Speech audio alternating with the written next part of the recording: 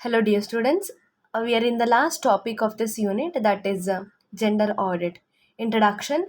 Terms such as gender equity, gender equality, gender disparity, gender discrimination, gender stereotypes, gender sensitization, etc. These have been the profusely used in understanding men and women relations and their roles. So, gender audit is also a concept which belongs to this category. Okay. ಅಂದರೆ ಈ gender ಆಡಿಟಿಗೆ ಕನ್ನಡದಲ್ಲಿ ನಾವು ಲಿಂಗತ್ವ ಲೆಕ್ಕ ಪರಿಶೋಧನೆ ಅಂತ ಕರಿತೇವೆ.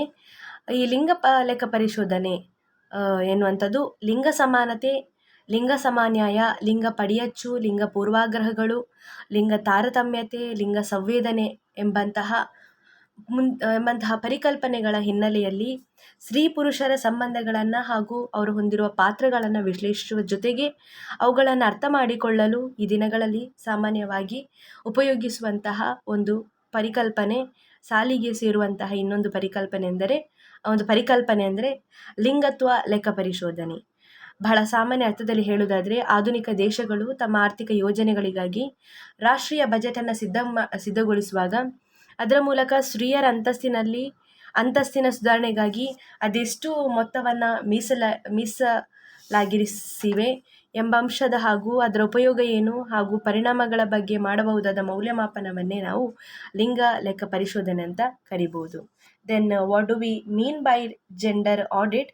See, in very simple words, it can be said that gender audit analysis the income and expenditures of any government from a gender perspective. The basic assumption behind gender audit is that public policy affects differently men and women.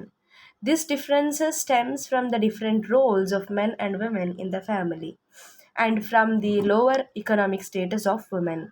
So the purpose of gender audit is to lead changes in public policy that contributes to an increase in gender equality. ಈ ಲೆಕ್ಕ ಪರಿಶೋಧನೆ ಎಂಬ ಪದವು ಯಾವುದೇ ಆರ್ಥಿಕ ವ್ಯವಹಾರಕ್ಕೆ ಸಂಬಂಧಿಸಿದ ಆಯವ್ಯಯಗಳಾಗಿರ್ಬೋದು ಅಥವಾ ಆದಾಯ ಅಥವಾ ಖರ್ಚುಗಳಿಗೆ ಸಂಬಂಧಿಸಿದ ಲೆಕ್ಕಾಚಾರ ನಡೆಸುವುದು ಎಂದರ್ಥ. ಇನ್ನು ಲೆಕ್ಕ ಪರಿಶೋಧಕರು ಈ ಕೆಲಸವನ್ನು ತಮ್ಮ ಅಧಿಕೃತ ವೃತ್ತಿಯನ್ನಾಗಿರಿಸಿಕೊಂಡ ಪರಿಣಿತರಾಗಿದ್ದು, ಈ ಪರಿಕಲ್ಪನೆಯನ್ನು ಬಳಸಿಕೊಂಡು ಸ್ತ್ರೀ ಮತ್ತು ಪುರುಷರ ಸಾಪೇಕ್ಷ ಆರ್ಥಿಕ ಅಭಿವೃದ್ಧಿ ಹೇಗಾಗಿದೆ ಎಂಬುದನ್ನು ಮಾಪನ ಮಾಡುವ ಪ್ರಯತ್ನವನ್ನೇ ಇಲ್ಲಿ ನಾವು ಲಿಂಗತ್ವ ಲೆಕ್ಕ ಪರಿಶೋಧನೆ ಎಂದು ಕರೀತೇವೆ. ದ ಡೆಫಿನೇಷನ್ ಅನ್ನು ನೋಡುವುದಾದರೆ, definition of gender audit.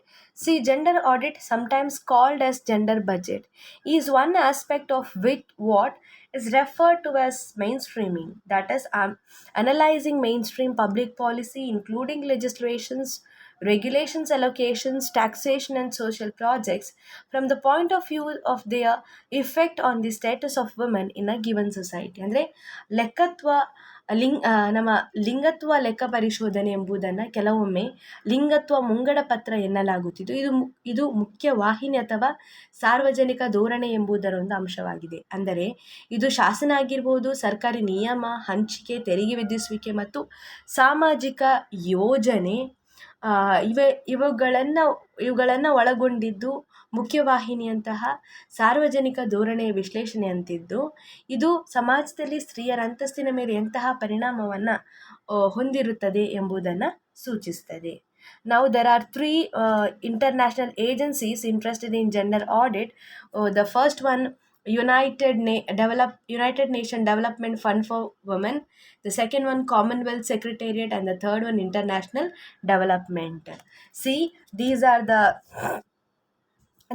the international agencies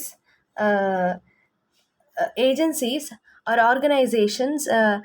They also promote implementation of the conclusions of those audits for the purpose of making national budgets more equitable from the standpoint of gender. And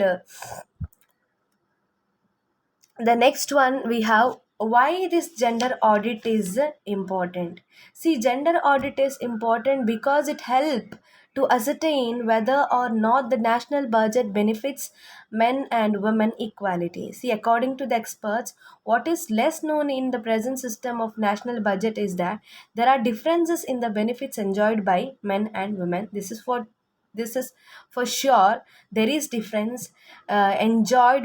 There is difference in the benefits enjoyed by men and women. So the national budget mentions neither men nor women, and does not specify whether the funds allotted benefit for both the gender equally. So this gender neutrality is often criticized gender blindness. uh, so it is only gender audit that helps us to know whether women are getting benefit of the budget on par with the men. ಅಂದರೆ ಈಗ ಇದರ ನಾವು ಒಂದು ಅಂದರೆ ಲಿಂಗತ್ವ ಪರಿಶೋಧನೆಗಳು ಯಾವುದಕ್ಕಾಗಿ, ಅಥವಾ ಲಿಂಗತ್ವ ಲೆಕ್ಕ ಪರಿಶೋಧನೆ ಹಿಂದಿನ ಮೂಲ ಕಾರಣ ಅಥವಾ ಉದ್ದೇಶಗಳು ಯಾವುದು ಅಂತ ನೋಡಿಕೊಳ್ಳುವಾಗದ ನೋಡೋದಾದರೆ ನಮಗೆ ಫಸ್ಟ್ ಪಾಯಿಂಟಲ್ಲಿ ನಾವು ತಿಳ್ಕೊಳ್ಳುವಂಥದ್ದು, ಈ ರಾಷ್ಟ್ರೀಯ ಮುಂಗಡ ಪತ್ರಗಳು ಸ್ತ್ರೀಯರಿಗೆ ಹಾಗೂ ಪುರುಷರಿಗೆ ಸಮಾನವಾಗಿ ಸಹಾಯಕವಾಗಿವೆಯೇ ಅಥವಾ ಇಲ್ಲವೇ ಎಂಬುದನ್ನು ನಾವು ಲೆಕ್ಕ ಪರಿಶೋಧಕಗಳು ಖಚಿತಪಡಿಸ್ತದೆ. ಈಗ ಪರಿಣಿತರುಗಳ ಪ್ರಕಾರ ಅವರು ಏನು ಹೇಳ್ತಾರೆ ಅಂದರೆ, ನಮ್ಮನೆ ಈಗಿನ ರಾಷ್ಟ್ರೀಯ ಮುಂಗಡ ಪತ್ರ ವ್ಯವಸ್ಥೆಯಲ್ಲಿ ಅವುಗಳಿಂದ ಪ್ರಾಪ್ತವಾಗುವ ಅನುಕೂಲತೆಗಳನ್ನು ಪಡೆಯುವಲ್ಲಿ ಸ್ತ್ರೀ ಪುರುಷರ ನಡುವೆ ವ್ಯತ್ಯಾಸಗಳಿದೆ, ಅಷ್ಟಾಗಿ ಗಮನಕ್ಕೆ ಬಂದಿರುವುದಿಲ್ಲ ಅಷ್ಟೇ. ಈಗ ಈ ರಾಷ್ಟ್ರೀಯ ಮುಂಗಡ ಪತ್ರಗಳು ಸ್ತ್ರೀಯರ ಮತ್ತು ಪುರುಷರ ಬಗ್ಗೆ ಯಾವುದೇ ಉಲ್ಲೇಖ ಮಾಡುವುದಿಲ್ಲ, ಮತ್ತು ಅವು ಹಂಚಿಕೆ ಮಾಡಿರುವ ಹಣದಿಂದ ಎರಡೂ ಲಿಂಗಗಳ ಸಮಾನವಾದ ಅನುಕೂಲತೆಗಳನ್ನು ಪಡೆಯಲಿರುವೆಂಬ ಬಗ್ಗೆ ಕೂಡ ಯಾವುದೇ ನಿರ್ದಿಷ್ಟ ಪ್ರಸ್ತಾಪ ಮಾಡಿರುವುದಿಲ್ಲ. ಹಾಗಾಗಿ ಇಂತಹ ಲಿಂಗತ್ವ ನಿರ್ಲಿಪ್ತತೆಯನ್ನು, ಅಂದರೆ ಜೆಂಡರ್ ನ್ಯೂಟ್ರಾಲಿಟಿಯನ್ನು ಲಿಂಗತ್ವ ಅಂಧತೆ ಎಂಬುದಾಗಿ ಕೂಡ ಕ್ರಿಟಿಸೈಸ್ ಮಾಡಿರ್ತಾರೆ. ಕೇವಲ ಲಿಂಗತ್ವ ಪರಿಶೋಧನೆ ಮೂಲಕ ಮಾತ್ರ ನಾವು ರಾಷ್ಟ್ರೀಯ ಮುಂಗಡ ಪತ್ರದ ಪ್ರಯೋಜನವನ್ನು ಸ್ತ್ರೀಯರು ಕೂಡ ಪುರುಷರಿಗೆ ಸಮಾನವಾಗಿ ಪಡೆಯುತ್ತಾರೆಯೇ ಅಥವಾ ಇಲ್ಲವೇ ಎಂಬುದನ್ನು ತಿಳಿದುಕೊಳ್ಳುವುದು ಸಾಧ್ಯ. And the next one, gender audit reflects the state's commitment to work for gender equality. See, as long as the national budget fails to refer to gender, so long state could ignore its concern for gender equality. The audit of the national budget is not done, we cannot answer the question, is the government doing everything it can to improve the status of women in general? Everything it can, and to improve the status of women in general, and the economic power of women in particular. See, ಎರಡನೇದಾಗಿ ಲಿಂಗತ್ವ ಲೆಕ್ಕ ಪರಿಶೋಧನೆ ಮಾತ್ರ ಹೆಚ್ಚಿನ ಲಿಂಗತ್ವ ಸಮಾನತೆಗಾಗಿ ಪ್ರಯತ್ನಿಸಬೇಕೆಂಬ ರಾಷ್ಟ್ರವೊಂದರ ಬದ್ಧತೆಯನ್ನು ಪ್ರತಿಬಿಂಬಿಸಬಲ್ಲದೆ. ಎಲ್ಲಿಯವರೆಗೆ ರಾಷ್ಟ್ರೀಯ budget ಅಥವಾ ಮುಂಗಡ ಪತ್ರವು ಲಿಂಗತ್ವದ ಬಗೆಗಿನ ತನ್ನ ಕಾಳಜಿಯನ್ನು ಅಲಕ್ಷಿಸುತ್ತಾ ಬಂದಿರುತ್ತದೆಯೋ ಅಲ್ಲಿಯವರೆಗೆ ಆ ರಾಷ್ಟ್ರ ಕೂಡ ಲಿಂಗತ್ವ ಸಮಾನತೆಯ ಬಗೆಗಿನ ತನ್ನ ಬದ್ಧತೆಯನ್ನು ಅಲಕ್ಷಿಸುತ್ತಾ ಬರುವುದು ಸಾಧ್ಯ.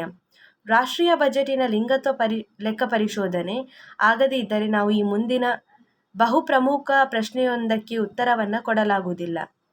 ಆ ಪ್ರಶ್ನೆ ಹೇಗಿದೆ ಅಂದರೆ, ಸರ್ಕಾರ ತನಗೆ ಸಾಧ್ಯವಾಗುವುದೆಲ್ಲವನ್ನು ಸ್ತ್ರೀಯರ ಅಂತಸ್ತಿನ ಏರಿಕೆಯ ದೃಷ್ಟಿಯಿಂದ, ಅದರಲ್ಲೂ ಮುಖ್ಯವಾಗಿ ಅವರ ಆರ್ಥಿಕ ಶಕ್ತಿಯನ್ನು ಹೆಚ್ಚಿಸುವ ನಿಟ್ಟಿನಿಂದ ಮಾಡುತ್ತಲಿದೆಯೇ?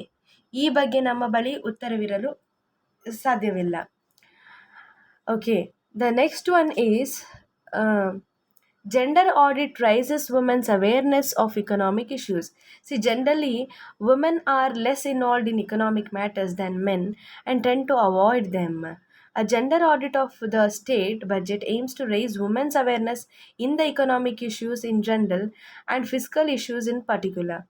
This interest in economic matters may motivate them to take part in the budget making process. The assumption behind this idea is that women's greater participation in the budget is very important, where they can also take part in the budget making process, which will lead them to an increase in the resources allowed to women. ಅಂದರೆ ಲಿಂಗತ್ವ ಲೆಕ್ಕ ಪರಿಶೋಧನೆ ಆರ್ಥಿಕ ವಿಷಯಗಳ ಬಗೆಗೆ ಸ್ತ್ರೀಯರ ಜಾಗೃತಿಯನ್ನು ಹೆಚ್ಚಿಸುವಂಥದ್ದು. ಅಂದರೆ ಸಾಮಾನ್ಯವಾಗಿ ಸ್ತ್ರೀಯರು ಆರ್ಥಿಕ ವಿಚಾರಗಳಲ್ಲಿ ಪುರುಷರಷ್ಟು ತೊಡಗಿಸಿಕೊಂಡಿರುವುದಿಲ್ಲ. ಅವರುಗಳನ್ನು ಸಾಧ್ಯವಾದಾಗಲೆಲ್ಲ ತಪ್ಪಿಸುವುದೇ ಹೆಚ್ಚು. ಹೆಚ್ಚಿನ ಮನೆಗಳಲ್ಲಿ ದುಡಿಯುವ ಹೆಂಗಸರು ಕೂಡ ಆರ್ಥಿಕ ನಿರ್ಣಯಗಳನ್ನು ಹೆಚ್ಚಾಗಿ ಯಾರಿಗೆ ತಮ್ಮ ಗಂಡಸರಿಗೆ ಬಿಟ್ಟು ಕೊಡುವಂಥ ಪರಿಪಾಠ ಇಲ್ಲಿದೆ. ಆದರೆ ರಾಜ್ಯದ ಬಜೆಟಿನ ಲಿಂಗತ್ವ ಲೆಕ್ಕ ಪರಿಶೋಧನೆಯು ಆರ್ಥಿಕ ವಿಚಾರಗಳ ಬಗ್ಗೆ ಮಾತ್ರವಲ್ಲದೆ ರಾಜ್ಯದ ಹಣಕಾಸು ವಿಚಾರಗಳ ಬಗ್ಗೆ ಕೂಡ ಸ್ತ್ರೀಯರ ಜಾಗೃತಿಯನ್ನು ಹೆಚ್ಚಿಸುವುದು ಅಗತ್ಯವಿದೆ. ಅಂದರೆ ಆರ್ಥಿಕ ವಿಚಾರಗಳ ಕುರಿತಂತೆ ಅವರಲ್ಲಿ ಉತ್ಪನ್ನವಾಗುವ ಆಸಕ್ತಿಯು ಮುಂದೆ ರಾಜ್ಯದ ಬಜೆಟ್ ಸಿದ್ಧಪಡಿಸುವ ಪ್ರಕ್ರಿಯೆಯಲ್ಲಿ ಕೂಡ ಅಷ್ಟೇ ವಹಿಸುವಂತೆ ಪ್ರೇರಣೆ ನೀಡುವುದು. ಈ ವಿಚಾರದ ಹಿಂದಿನ ಊಹನೆ ಏನೆಂದರೆ, ಬಜೆಟ್ ತಯಾರಿಕಾ ಪ್ರಕ್ರಿಯೆಯಲ್ಲಿ ಸ್ತ್ರೀಯರು ತೆಗೆದುಕೊಳ್ಳಬಹುದಾದ ಆಸಕ್ತಿಯಿಂದ ಮುಂದೆ ಸ್ತ್ರೀಯರ ಅಭಿವೃದ್ಧಿ ಬಗ್ಗೆ ರಾಜ್ಯ ಹಂಚಿಕೆ ನೀಡುವ ಸಂಪನ್ಮೂಲದಲ್ಲಿ ಸಾಕಷ್ಟು ಏರಿಕೆ ಯಾಗಲಿರುವುದು ಎಂಬುದು ಆಗಿದೆ. ಹಾಗಾಗಿ we have to give the support to the women to take part in the budget making process, where it will help them to increase in a resource allowed to them. The next one, other purpose and importance of gender audit. The first one, gender audit recommends the ways of addressing gender gaps. ಅಂದರೆ ಲಿಂಗತ್ವ ಲೆಕ್ಕ ಪರಿಶೋಧನೆ ಎಂಬುದು ಲಿಂಗತ್ವ ಅಂತರಗಳನ್ನು ಮುಚ್ಚಲು ಸೂಕ್ತ ವಿಧಾನಗಳನ್ನು ಸೂಚಿಸುತ್ತದೆ. That means it will tries to addressing the gender gaps. And the second one, at the planning level, a gender audit analysis whether there are gender specific objectives or not. If so, the mainstream policy is designed to guarantee that such objectives contribute to lessen or remove gender gaps in order to ensure that the men and women benefit equally in accordance with their gender needs. ಅಂದರೆ ಯೋಜನೆಯ ಹಂತದ ಲಿಂಗತ್ವ ಲೆಕ್ಕ ಪರಿಶೋಧನೆಯು ಲಿಂಗತ್ವ ನಿರ್ದಿಷ್ಟ ಉದ್ದೇಶಗಳಿವೆಯೇ ಅಥವಾ ಇಲ್ಲವೇ ಎಂಬುದನ್ನು ವಿಶ್ಲೇಷಿಸುವಂಥದ್ದು. ಹಾಗಿದ್ದಾಗ ಮುಖ್ಯವಾಹಿನಿ ಧೋರಣೆಯಂತಹ ಉದ್ದೇಶಗಳಿರುವಂತೆ, ಅಂದರೆ ಅದರ ಉದ್ದೇಶಗಳು ಲಿಂಗತ್ವ ಅಂತರವನ್ನು ಕಡಿಮೆಗೊಳಿಸಲು, ಅಷ್ಟೇ ಅಲ್ಲದೆ ಸ್ತ್ರೀ ಪುರುಷರು ತಮ್ಮ ಅಗತ್ಯಕ್ಕನುಸಾರವಾಗಿ ಸಮಾನ ರೀತಿಯ ಅನುಕೂಲತೆಗಳನ್ನು ಪಡೆಯಲು ಅವಕಾಶ ಮಾಡಿಕೊಡುವಂತೆ ವಿನ್ಯಾಸಗೊಳಿಸಲಾಗುವುದು. The third one, gender audit goes to analyze how gender is mainstreamed into the implementation phase of the policy, program and projects. ಅಂದರೆ ಲಿಂಗತ್ವ ಎಂಬುದು ಒಂದು ರಾಷ್ಟ್ರೀಯ ಧೋರಣೆ ಆಗಿರ್ಬೋದು, ಕಾರ್ಯಕ್ರಮ ಅಥವಾ ಯೋಜನೆ ಕಾರ್ಯಾನುಷ್ಠಾನದ ಹಂತದಲ್ಲಿ ಹೇಗೆ ಮುಖ್ಯವಾಹಿನಿಯೊಂದಿಗೆ ಸೇರಿ ಹೋಗಿ ಬಿಡುವುದು ಎಂಬುದನ್ನು ಲಿಂಗ ಲೆಕ್ಕ ಪರಿಶೋಧನೆ ತಿಳಿಸ್ತದೆ. The next one, the fourth one, the gender audit helps to identify strengths and weakness in the promoting gender equality. ಅಂದರೆ ಲಿಂಗತ್ವ ಸಮಾನತೆಯನ್ನು ಪ್ರೋತ್ಸಾಹಿಸುವ ಸಂದರ್ಭದಲ್ಲಿ ಸಹಾಯಕ ಶಕ್ತಿಗಳನ್ನು ಮತ್ತು ದೌರ್ಬಲ್ಯಗಳನ್ನು ಗುರುತಿಸುವಲ್ಲಿ ಲಿಂಗತ್ವ ಲೆಕ್ಕ ಪರಿಶೋಧನೆ ನಮ್ಮ ನೆರವಿಗೆ ಬರುವುದು. Next, fifth one, gender audits helps to document good practices towards achievement of gender equality. ಅಂದರೆ ಈ ಲಿಂಗತ್ವ ಲೆಕ್ಕ ಪರಿಶೋಧನೆಯು ಲಿಂಗ ಸಮಾನತೆ ಸಾಧಿಸುವ ನಿಟ್ಟಿನಲ್ಲಿ ಒಳ್ಳೆಯ ಆಚರಣೆಗಳನ್ನು ದಾಖಲೀಕರಿಸಲು ಸಹಾಯವಾಗುತ್ತದೆ. The next one, it suggests possible improvements and innovations that ultimately lead to holistic progress, which includes that balanced progress of both men and women. ಅಂದರೆ ಇದು ಸ್ತ್ರೀ ಪುರುಷರ ಸಂತುಲಿತ ಪ್ರಗತಿಯನ್ನು ಒಳಗೊಂಡ ಸಮಗ್ರ ಪ್ರಗತಿಯನ್ನು ಸಾಧಿಸುವಲ್ಲಿ ಸಹಾಯಕವಾಗುವ ಸುಧಾರಣಾ ಕ್ರಮಗಳನ್ನು ಹಾಗೂ ಹೊಸ ಪದ್ಧತಿಗಳನ್ನು ಲಿಂಗತ್ವ ಲೆಕ್ಕ ಪರಿಶೋಧನೆಯು ಸೂಚಿಸುವಂಥದ್ದು. Who conducts gender audit now? See, governmental agencies, it is conducted by governmental agencies, as was done in Australia, non-governmental associations with the credibility, cooperative efforts of governmental and non-governmental bodies. So the expectation is that such an audit work will serve as an example of governmental ministries which will even actually begin to conduct their own gender audits. Now, gender audit in the example of Australia. So Australian initiative and experience. In fact, the first gender audit was done in Australia as early 1984 by the government. So in this year, the Labour government presented its first women's budget statement together with budget proposal. So in the year 1983 itself, at the initiative of the Femocrats,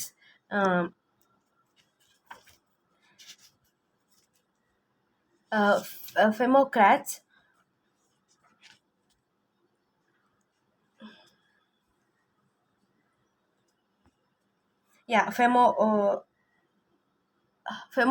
means female parliamentarians. Okay, so Democrats from the Labour Party, then in power, a resolution which was passed to look into how the national budget of Australia was likely to affect the status of women in the country.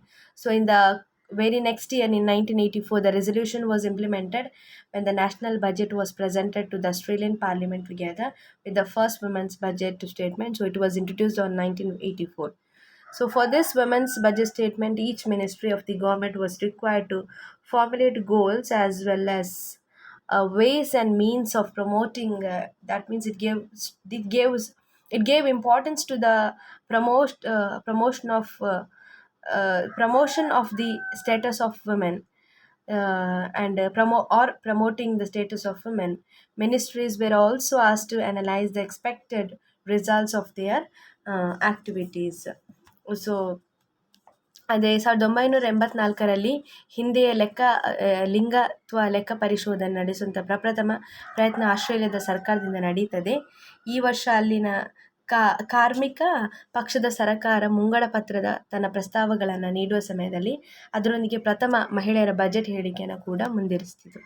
ಅಂದರೆ ಆಸ್ಟ್ರೇಲಿಯಾದಲ್ಲಿ ಉಪಕ್ರಮಕ್ಕೆ ಇನ್ನೂ ಒಂದು ವರ್ಷ ಹಿಂದೆ ಹೋಗುವುದಾದರೆ 1984ರಲ್ಲಿ ಅಲ್ಲಿನ ಆಗಿನ ಆಳುವ ಪಕ್ಷವಾಗಿದ್ದ ಶ್ರಮಿಕ ಪಕ್ಷಕ್ಕೆ ಸೇರಿದ ಮಹಿಳಾವಾದಿಗಳು ವಿಶೇಷ ಆಸಕ್ತಿಯಿಂದಾಗಿ ಆಸ್ಟ್ರೇಲಿಯಾದ ರಾಷ್ಟ್ರೀಯ ಬಜೆಟ್ ಹೇಗೆ ಅಲ್ಲಿನ ಸ್ತ್ರೀಯರ ಅಂತಸ್ತಿನ ಮೇಲೆ ಪರಿಣಾಮ ಬೀರಬಹುದು ಎಂಬುದನ್ನು ಪರಿಶೀಲಿಸಬೇಕು ಎಂಬ ಅಂಶದ ಕುರಿತು ನಿರ್ಣಯವೊಂದನ್ನು ಸ್ವೀಕರಿಸಲಾಗಿತ್ತು. ನಂತರ ಈ ಮೇಲೆ ತಿಳಿಸಿದಂತೆ 1984ರಲ್ಲಿ ರಾಷ್ಟ್ರೀಯ ಬಜೆಟ್ ಮುಂದಿರಿಸಿದಾಗ ಈ ನಿರ್ಣಯವನ್ನು ಮತ್ತು ಅದರೊಂದಿಗೆ ಪ್ರಪ್ರಥಮ ಮಹಿಳೆಯರ ಬಜೆಟ್ ಹೇಳಿಕೆಯನ್ನು ಕೂಡ ಕಾರ್ಯಾನುಷ್ಠಾನಕ್ಕೆ ತರಲಾಯಿತು. ಈ ಮಹಿಳೆಯರ ಬಜೆಟ್ ಹೇಳಿಕೆಗೆ ಸರ್ಕಾರದ ಪ್ರತಿಯೊಂದು ಸಚಿವಾಲಯವು ಸ್ತ್ರೀಯರ ಅಂತಸ್ತಿನ ಸುಧಾರಣೆಯ ದೃಷ್ಟಿಯಿಂದ ತನ್ನದೇ ಆದ ಉದ್ದೇಶ ಗುರಿಗಳನ್ನು ನಿಗದಿಗೊಳಿಸಿ ಅವುಗಳನ್ನು ಕೈಗೂಡಿಸಿಕೊಳ್ಳುವ ವಿಧಿವಿಧಾನಗಳ ಬಗ್ಗೆ ಸೂಚಿಸಲು ತಿಳಿಸಲಾಗಿತ್ತು. ಅಷ್ಟೇ ಅಲ್ಲದೆ ಈ ಸಚಿವಾಲಯಗಳು ತಮ್ಮ ಕಾರ್ಯ ಚಟುವಟಿಕೆಗಳ ಮೂಲಕ ಉಂಟಾಗಬಹುದಾದ ನಿರೀಕ್ಷಿತ ಫಲಿತಾಂಶಗಳನ್ನು ಕೂಡ ವಿಶ್ಲೇಷಿಸಬೇಕೆಂದು ಕೂಡ ಸೂಚಿಸಲಾಗಿದೆ. So it was the gender audit was first done in the Australia in 1984. So gender audit, a lack of awareness in India. See, it seems that there is no proper awareness regarding gender audit in India. But at the same time, due to this huge women's population, India very badly requires a serious concern and a practical consciousness regarding gender audit. Out of the Indian total population, uh, uh, 121.03 crores, 62.38 crores are men and 58.65 crores are women as per the 2011 census report. So India can register a balanced growth and progress if proper care and attention is paid and suitable plans and programs are devised to evaluate and empower the socio-economic status of women. So this requires a dynamic perspective regarding gender audit, especially because crores of women are still illiterate and economically backward and then dependent on men.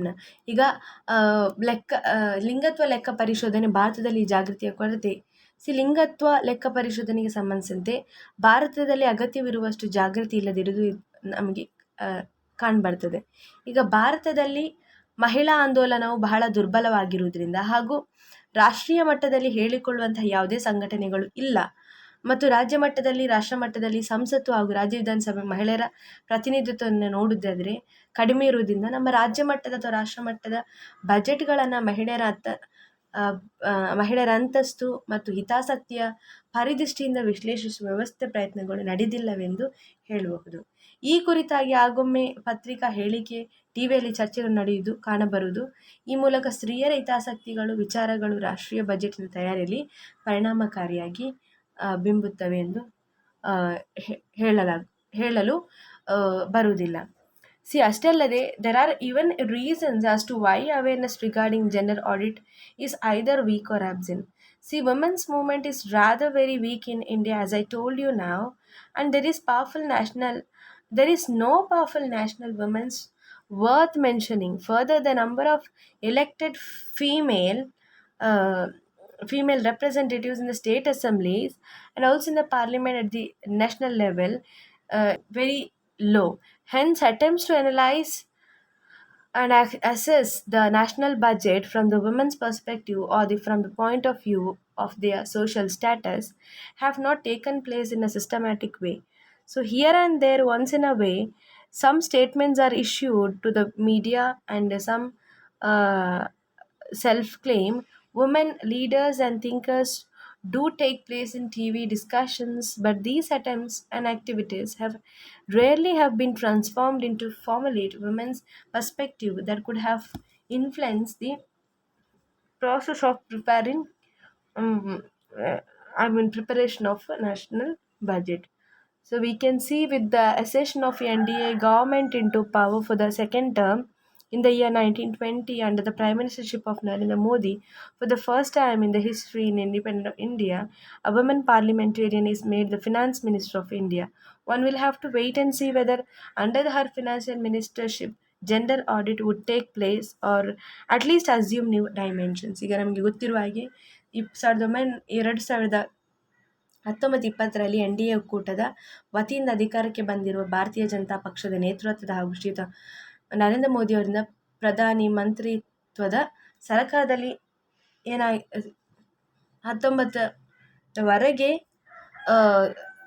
ಏನು 19ರಿಂದ 20ವರೆಗೆ ಅರ್ಥಾತ್ ನಮ್ಮ finance minister ಆಗಿ ನಿರ್ಮಲಾ ಸೀತಾರಾಮನ್ ರವರು ದೇಶದ ಪ್ರಪ್ರಥಮ ಮಹಿಳಾ ಹಣಕಾಸು ಸಚಿವೆಯಾಗಿ ಮುಂದುವರಿದಿರುವುದೊಂದು ವಿಶೇಷ. ಇವರ ಮೂಲಕ ಏನಾದರೂ ಭಾರತದಲ್ಲಿ ಕೂಡ ಲಿಂಗತ್ವ ಲೆಕ್ಕ ಪರಿಶೋಧನೆಗೊಂದು ಹೊಸ ಆಯಾಮ ದೊರಕಬಹುದೇ ಎಂಬುದನ್ನು ಕಾದು ನೋಡಬೇಕಷ್ಟೇ. Okay, so this is about the gender audit. Thank you, dear students. If you have any doubts, you can contact me. Thank you.